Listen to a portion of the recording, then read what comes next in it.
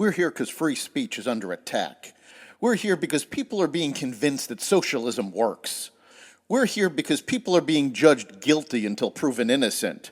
We are fighting back with facts. This is not a safe zone, so buckle up, Buttercup. This is the raw, naked truth.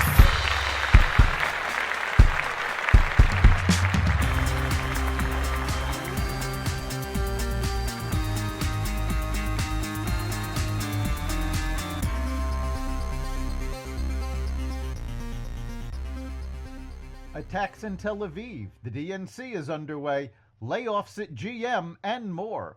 Welcome to the Raw Naked Truth. I'm your host, Eric Lopkin, and here's the news you need to know.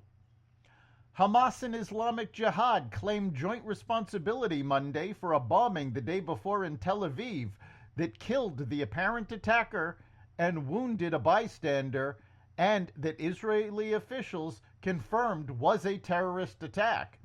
The bomb appeared to go off before it was intended, and the presumed attacker was shown in security footage walking down the street wearing a large backpack just before the explosion, according to the Associated Press. Israeli media quoted police officials as saying the intended target was a nearby synagogue. In a statement Monday, Hamas's militant wing said it and the Palestinian Islamic Jihad's militant wing were responsible for the blast. Al-Qasim brigades, in cooperation with Saraya al-Quds, announced the execution of a martyrdom operation that took place last night, Sunday, in the city of Tel Aviv. The groups threatened martyrdom operations within the occupied territories will return to the forefront as long as the massacres by the occupation, the displacement of civilians, and the assassination policy continue. The first day of the Democratic National Convention got off to a tense start on Monday as anti-Israel demonstrators marched outside the United Center, clashing with police officers and breaching part of a fence. The moment came after thousands of protesters marched toward the convention, shouting incendiary slogans to signal their opposition to Israel's ongoing war with Hamas in the Gaza Strip. As the crowd neared the United Center, dozens of protesters broke through a fence set up by police. Officers put on gas masks as some members of the crowd tried to bring down a second fence set up in front of police, who yelled at protesters to get back. More police officers descended on the area of the breached fence to repair it to its original state. As the Democratic National Convention kicked off, Vice President Harris called for upping the corporate tax rate as the party's presidential nominee unveiled her first big-ticket proposal to raise revenues. The Harris campaign confirmed that the vice president is proposing to raise the rate that major businesses pay from 21% to 28%, describing it as fiscally responsible way to put money back in the pockets of working people and ensure billionaires and big corporations pay their fair share. As President, Kamala Harris will focus on creating an opportunity economy for the middle class that advances their economic security, stability, and dignity, campaign spokesperson James Singer said in a statement. The announcement would also constitute a major rollback of the 2017 tax cuts that dramatically cut the corporate tax rate from 35% to 21% and doubled the standard deduction for all taxpayers. If Harris allows these cuts to expire, as she has indicated she will, it means taxes will go up for 90% of Americans. Democratic vice presidential candidate and Minnesota Governor Tim Walz's past statements are coming back to haunt him. In the 1990s, he praised life under Chinese communism, telling his students that it is a system in which everyone shares and gets free food and housing. It means that everyone is the same and everyone shares, Walz said during a lesson on China's communist system in November 1991. The doctor and the construction worker make the same. The Chinese government and the place they work for provide housing and 14 kilograms, or about 30 pounds of rice per month. They get food and housing.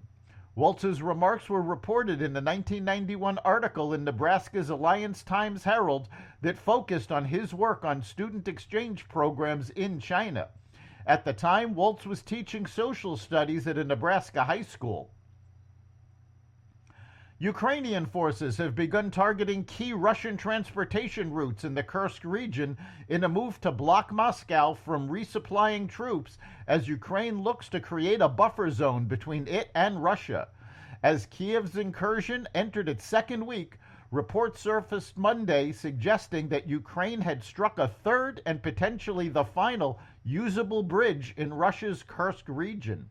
According to local news outlet Kiev Independent, which cited comments made Monday by an official from the Russian Investigative Committee, a bridge near the Karyev village over the same river had been damaged by Ukrainian forces.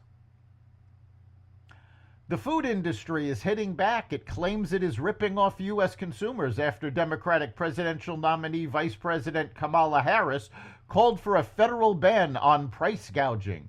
Harris has blamed corporate greed for food price inflation.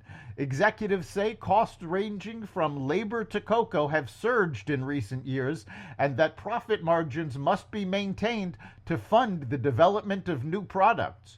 We understand why there is this sticker shock and why it's upsetting, said Andy Harrig, a vice president at FMI, a trade group representing food retailers and suppliers. But to automatically just say there's got to be something nefarious, I think to us that is oversimplified. Harris's support for some form of price controls on food is in part an attempt to blunt attacks from Republican nominee Donald Trump. Last week, the former president appeared in front of a table full of groceries, such as Folgers coffee and Cheerios, and blamed Harris for fueling inflation while serving in the Biden administration.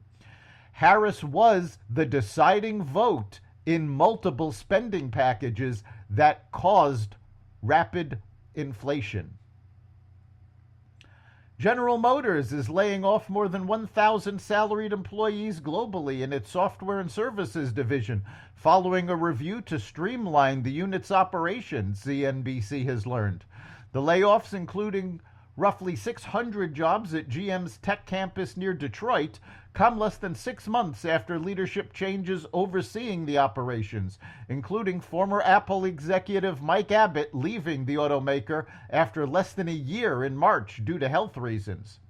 As we build GM's future, we must simplify for speed and excellence, make bold choices, and prioritize the investments that will have the greatest impact, a GM spokesman said in an emailed statement.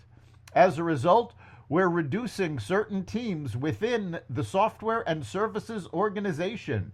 We are grateful to those who helped establish a strong foundation that positions GM to lead moving forward.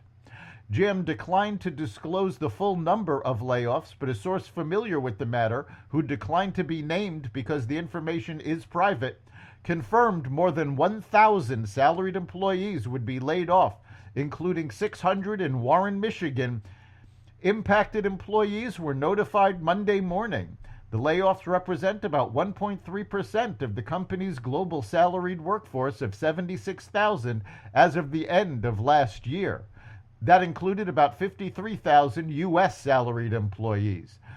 GM has faced an uphill battle due to slowing demand for electric vehicles. That's the Raw Naked Truth. You can catch every episode of The Raw Naked Truth at xvadio.com, the Apple Podcasts app, Google Podcasts, Spotify, iHeartRadio, Audible, Amazon Music, and other platforms that respect freedom of speech. We'll see you next time.